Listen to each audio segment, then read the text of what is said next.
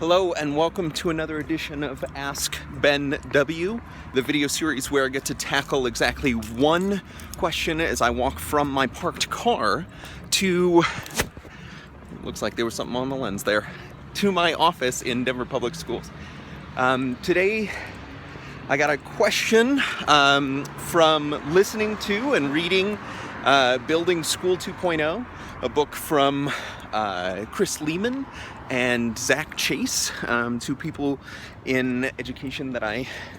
respect a whole bunch. And this question comes from an early chapter in that book, where they ask folks to consider the worst consequence of your best idea. And that is something that kind of stopped me in my tracks a little bit and made me want to stop and reflect. I think in a lot of ways, the best idea that I have had, at least for a while anyway, was to create the personalized professional learning team and to advocate for resources for that team and to really start to build a scope of work that team would take on. And I think that's probably going to be a lot of the legacy that I lead and the other team members lead within Denver Public Schools for the next number of years that we are committed to this scope of work.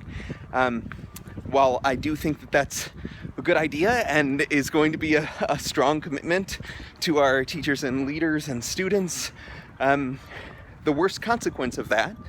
is by not already having a really strong established scope of work and roles and responsibilities for the team and the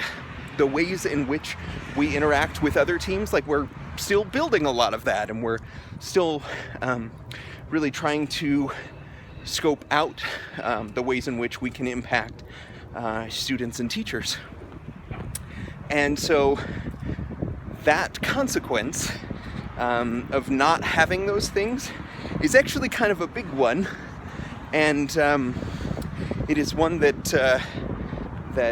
myself and the rest of the team are currently grappling with, because it is not something that you can simply just let lie. You have to know the parameters within which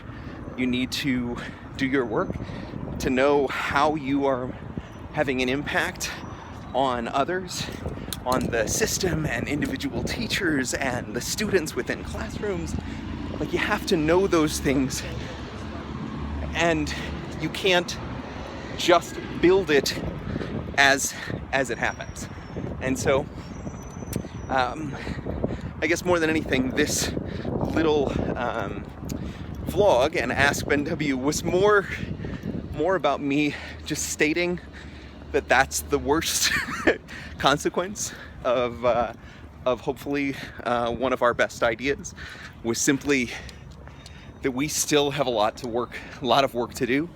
in figuring out the best way in which to use our efforts and to dig deeper into our core initiatives and strategies for using video for reflective practice and online communities for reflection and change in practice,